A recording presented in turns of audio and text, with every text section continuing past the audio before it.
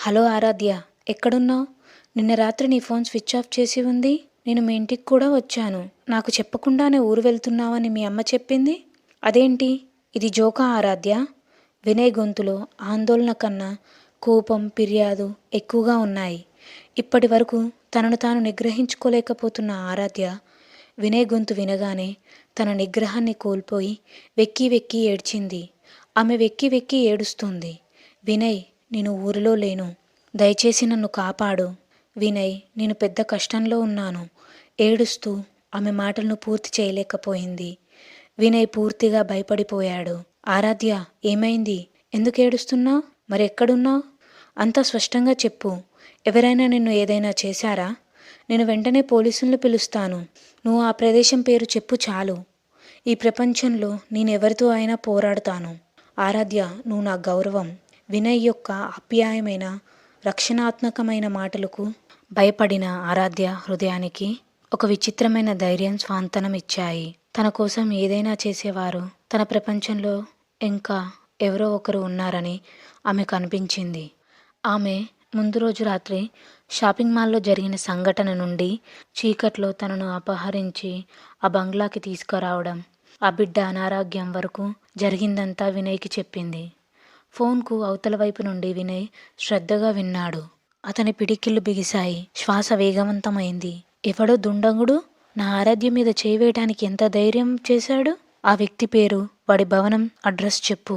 నేను ఇప్పుడే మీడియా, పోలీసులతో అక్కడికి వచ్చి వాడి జీవితాంతం గుర్తుంచుకునేలా వాడిని చితకబాదుతాను. వాడెవడు? ఎవడా మనిషి? వినయ్ కోపంగా, ఆవేశంగా అడిగాడు. ఆరాధ్య ఒక దీర్ఘ శ్వాస తీసుకొని సంకోచిస్తూ నగరాన్ని మొత్తాన్ని కంపింపజేసే ఆ వ్యక్తి పేరు పిలిచింది. వినయ్, అతను దేవాంశ్ ముఖర్జీ. ఈ నగరంలోనే అతిపెద్ద వ్యాపారవేత్త. నేనిప్పుడు అతనింట్లోనే ఉన్నాను. అకస్మాత్తుగా ఫోన్ అవతల వైపు నుండి గాఢమైన నిశ్శబ్దం ఆవరించింది. ఆకాశం నుండి నక్షత్రాలు కోయడం గురించి, ప్రపంచంతో పోరాటం గురించి మాట్లాడుతున్న వినయ్ అతని పేరు వినగానే అతని మాటలు తడబడ్డాయి. దేవాంశ్ పేరు వినగానే అతను మాటలు తడబడ్డాయి. దేవాంశ్ ముఖర్జీ. నగరంలో ధనిక, పేద అనే తేడా లేకుండా ప్రతి ఒక్కరికి అతని సంపద, అధికారం గురించి కథలు ఒక ఇతిహాసంలా ఉండేవి. వినయ్ ప్రస్తుతం అతని కంపెనీలోనే ఉన్నాడు. అతను ఉద్యోగం చేసేది దేవాంశ్ ముఖర్జీ. వినయ్ అతను పనిచేసే కంపెనీలోనే ఉద్యోగం చేసేది. అతని కంపెనీలో దేవాంశ్ యొక్క చిన్న ప్రాజెక్టుల కింద ఉన్న డజన్ల కొద్ది ప్రాజెక్టులలో ఒకదానిలో పనిచేసేవాడు. మాటల్లో మాత్రమే ధైర్యంగా ఉండే డొల్ల ప్రేమికురాల వాస్తవం అనే గట్టి భయానకపు గోడను ఢీకొనగానే ముక్కలైపోయింది. గుండె వేగంగా కొట్టుకోవడం మొదలైంది. తన భవిష్యత్తు, ఉద్యోగం, చివరికి తన ప్రాణం కూడా ప్రమాదంలో ఉన్నట్టు ఆమె కనిపించింది.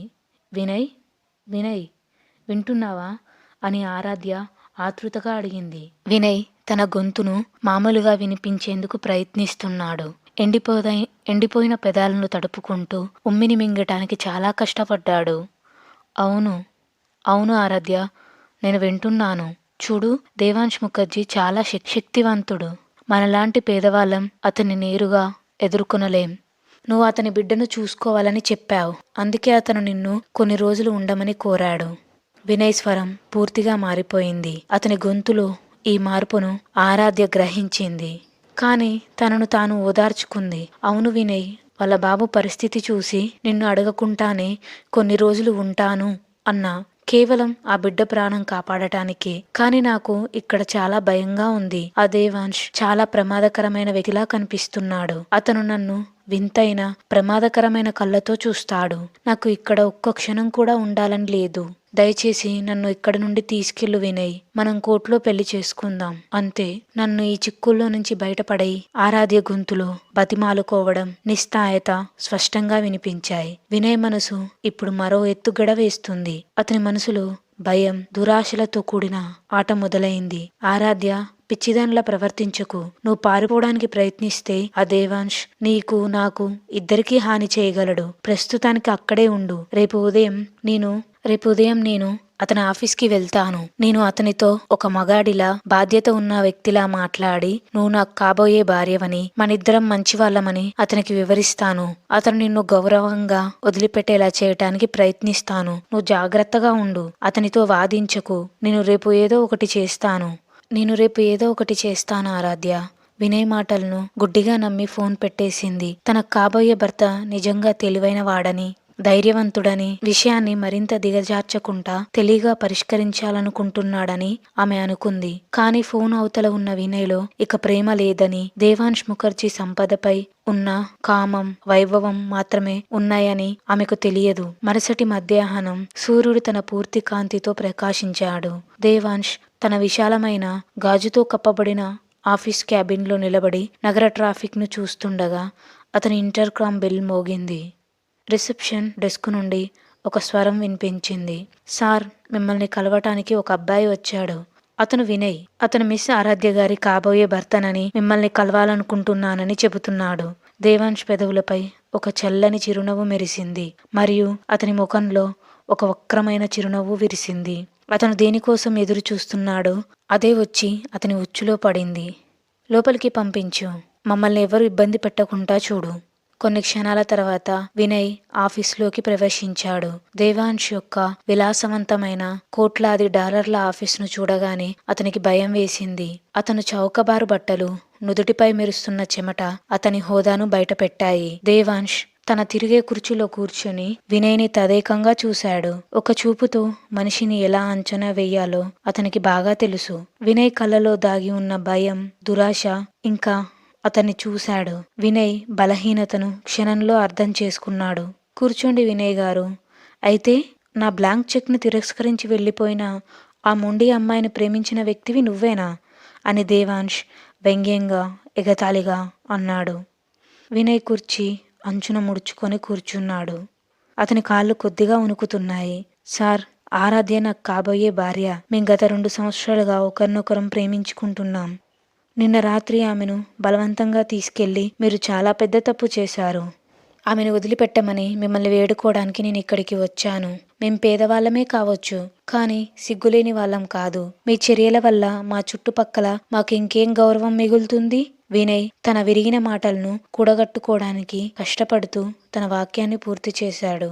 దేవాంశ్ నవ్వాడు.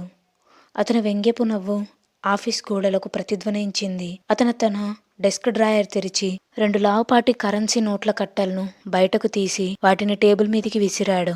అప్పుడు అతను ఒక ఖాళీ చెక్కును, తన ఖరీదైన పెన్నును అతని ముందు పెట్టాడు. వినయ్, నీ గౌరవానికి వెలెంత? 5 లక్షలా, 10 లక్షలా, 50 లక్షలా? దేవాంశ్ సూటిగా, నిర్దాక్షిణ్యంగా దాడి చేశాడు. ఆ నోట్ల కట్టలను చూసి వినయ్ కళ్ళు పెద్దవయ్యాయి. తన జీవితంలో ఒకేసారి అంత డబ్బును అతనెప్పుడూ చూడలేదు. ఒక క్షణం పాటు అతనికి మాటలు రాలేదు. అతనిలో దురాశ పెరగడం మొదలైంది. దేవాంశ్ ముందుకు వంగి చల్లగా అన్నాడు. చూడు వినయ్, నేను ఒక వ్యాపారవేత్తను మరియు నా సమయం చాలా విలువైంది. నాకు విషయాన్ని దాటేసి మాట్లాడే అలవాటు లేదు. ఇప్పుడు పీయూష్కు ఆరాధ్య అవసరం. మీ మీద ఆరాధ్య మనసులో పాతుకుపోయిన ప్రేమ అనే పురుగును మీరే తీసేయాలి. మీరు నెలకై 20,000 జీతం వచ్చే ఉద్యోగం కోసం కష్టపడుతున్నారని, అద్దె ఇంట్లో ఉంటున్నారని, ప్రతిరోజు ధనవంతులు కావాలని కలలు కంటున్నారని నాకు తెలుసు. ఈ చెక్ మీ ముందుంది. దాని మీద 50 లక్షలు లేదా 1 కోటి రూపాయలు అని రాయండి. ఇది మీ జీవితాన్ని మార్చేస్తుంది. నీకంటూ ఒక చిన్న వ్యాపారం మొదలుపెట్టు. వేరే అమ్మాయిని పెళ్లి చేసుకో. ఆరాధ్య జీవితం నుండి శాశ్వతంగా బయటపడిపో. ఒకవేళ నువ్వు హీరో అవ్వాలని ప్రయత్నిస్తే ఇది గుర్తుంచుకో. ఈ నగరంలో నువ్వు బతికి ఉంటే సగం పోలీస్ బలగం నా గుప్పెట్లో ఉంటుంది. నిన్ను, నీ కుటుంబాన్ని మొత్తం జాడ కూడా దొరకనంతగా మాయం చేస్తాను. ఇప్పుడు ఆలోచించు. నిర్ణయం నీదే. డబ్బు, సుఖవంతమైన జీవితం లేదా కష్టాలు, పనికిరాని ప్రేమ. దేవాంశ్ స్వరం ఇప్పుడు మెత్తగా కానీ ప్రమాదకరంగా మారింది. వినయ్ నుదిటిపై చెమట బిందువులు మెరవడం మొదలయ్యాయి. అతను ఖాళీ చెక్ వైపు చూసి ఆ తర్వాత దేవాంశ్ కఠినమైన కళ్ళల్లోకి చూశాడు. అతనిలో మిగిలి ఉన్న ప్రేమ, నిజాయితీ స్థానంలో సంపద, భయం చోటు చేసుకున్నాయి. అతను వణుకుతున్న చేతులతో కలం తీసుకుని దేవాంశ్ వైపు చూసి 50 లక్షల రూపాయలతో చెక్ను నింపాడు. దేవాంశ్ నవ్వి అతను డబ్బు కట్టలను వినయ్ వైపు జరిపాడు. ఈ డబ్బు నీ అడ్వాన్స్ చెల్లింపు. ఇప్పుడు జాగ్రత్తగా విను. నువ్వు ఆరాధ్య ఫోన్ చేసినా ఫోన్ ఎత్తవు. ఒకవేళ ఎత్తినా నేను కోరుకున్నది మాత్రమే చెబుతావు. అవును, ఈ సమావేశం, ఈ ఒప్పందం మన మధ్య రహస్యంగానే ఉంటాయి. ఒకవేళ ఆరాధ్యకు దీని గురించి చిన్న విషయం తెలిసినా నువ్వు తీవ్ర పరిమాణాలను ఎదుర్కోవాల్సి వస్తుంది. వినయ్ ఆ నోట్ల కట్టలను చటుక్కున తన జేబులోకేసుకున్నాడు. దురాశ అతని కళ్ళలో సిగ్గును మాయం చేసింది. అతను ఒక బానిసలా తల ఉంచుకొని ఆఫీస్ నుంచి వెళ్ళిపోయాడు. దేవాంశ్ తన కుర్చీలో వెనక్కువాలి ఒక దీర్ఘ శ్వాస తీసుకొని మెల్లని స్వరంతో అన్నాడు, ప్రేమ ఒక చవకైన బలహీనమైన భావోద్వేగం. బంగ్లాలో రోజులు గడుస్తున్నా ప్రేమను డబ్బు అధిగమించింది. ఇక ఆరాధ్య గర్వం ఇంకెంతకాలం నిలుస్తుందో చూద్దాం. ఆరాధ్య తన దృష్టి అంతా పీయూష్ మీదే పెట్టింది.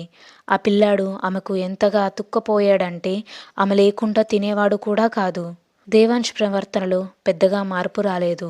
అతను తన అధికార ధోరణిని ఇంకా కొనసాగిస్తున్నాడు. కానీ ఆరాధ్యతో నేరుగా మాట్లాడడం తగ్గించుకున్నాడు. అతను కేవలం దూరంగా నిలబడి ఆమె మరియు పీయూష్ ఆడుకోవడాన్ని మౌనంగా చూస్తూ ఉండేవాడు. మరోవైపు ఆరాధ్య ప్రతిరోజు వినయ్ కోసం ఎదురు చూసేది. ఆమె అతనికి పదే పదే ఫోన్ చేసేది. కానీ వినయ్ ఫోన్ పెట్టేయడమో లేదా సంభాషణను త్వరగా ముగించడమో లేదా ఏదో ఒక సాకుకు చెప్పడమో చేసేవాడు. ఆరాధ్య, నేనిప్పుడు బాస్తో మీటింగ్లో ఉన్నాను. నేను పోలీస్ స్టేషన్కి వెళ్ళాను, కానీ ఇన్స్పెక్టర్ కనపడలేదు. నేను రేపు తప్పకుండా ఏదో ఒకటి చేస్తాను. వినయ్ దాటివేసే మాటలు ఆరాధ్య గుండెలో తెలియని భయాన్ని, ఆందోళనను కలిగించాయి. ఆమెకు రాత్రి నిద్ర పట్టలేదు. ఒకవైపు పీయూష్ అమాయకత్వం ఆమెను బంధించి ఉంచింది. మరోవైపు తన పరువు కోసం ఇంటికి తిరిగి వెళ్లాలన్న ఆరాటం. అన్నిటికీ మించి వినయ్లో మౌనం ఆమెను లోపల తినేస్తోంది. ఒక వారం గడిచింది. పీయూష్ ఇప్పుడు పూర్తిగా ఆరోగ్యంగా ఉన్నాడు. ఆరాధ్య తన చిన్న సంచి సర్దుకొని సోమనాథ్ గదికి వచ్చింది. సార్, మనం అనుకుంటున్నట్టుగా పీయూష్ ఇప్పుడు పూర్తిగా బాగున్నాడు. దయచేసి నన్ను వెళ్ళనివ్వండి. నేను ఈరోజే ఇంటికి వెళ్ళాలి. నాకు మా అమ్మ చాలా గుర్తొస్తున్నారు అని ఆరాధ్య వినయంగా చెప్పింది. సోమనాథ్ ఆమెను విచారంగా చూశాడు. ఆయన ఆమెను ఆపాలనుకున్నారు, కానీ తన మాటకు కట్టుబడి ఉన్నారు. సరే అమ్మాయి, నువ్వు వెళ్ళొచ్చు. నేను దేవాంష్తో మాట్లాడతాను. నేను డ్రైవర్కి చెప్తాను. అతను నిన్ను క్షేమంగా ఇంటి దగ్గర దింపుతాడు.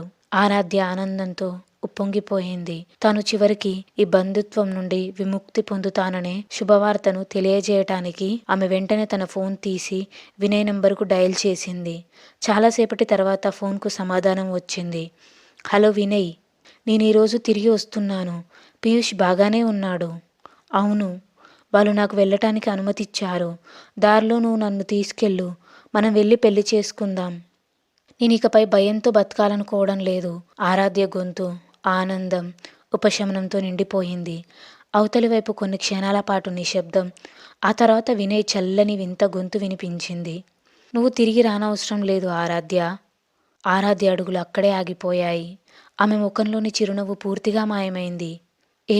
ఏమంటున్నావు వినయ్? ఏం మాట్లాడుతున్నావు? నేను నిజమే చెప్తున్నాను ఆరాధ్య. చూడు, నేను నిజమే చెబుతున్నాను ఆరాధ్య. చూడు, నువ్వు ఒక చిన్న అమ్మాయివి. నువ్వు రాత్రి పొద్దుపోయే వరకు బయట ఉన్నావు. నిన్ను అపహరించారు. అది కూడా దేవాంశ్ ముఖర్జీ లాంటి పేరు మోసిన ధనవంతుడైన వ్యక్తి. నువ్వు వారం రోజుల నుండి అక్కడే ఉన్నావు. ఈ విషయం గురించి తెలిస్తే ఇరుగు పొరుగు వాళ్ళు ఏమనుకుంటారో నీకు తెలుసు కదా. వాళ్ళు నీ నడవడికను ప్రశ్నిస్తున్నారు. మా అమ్మ ఖచ్చితంగా ఒప్పుకోదు. ఇలాంటి అమ్మాయిని తన కోడలిగా అంగీకరించలేనంటుంది. ఆమె నాకు తెలిసిన వాళ్ళ అమ్మాయితోనే నా పెళ్లి కుదిర్చింది. వచ్చే నెలలో నా పెళ్లి. వినయ్ మాటలు పగిలిన గాజు ముక్కల్లా ఆరాధ్య గుండెను చీల్చాయి. ఆమె మనసు మొద్దుబారిపోయింది. శరీరం వణుకుతుంది. వినయ్, నువ్వు నన్ను అనుమానిస్తున్నావా? నేను నీకన్నీ చెప్పాను కదా.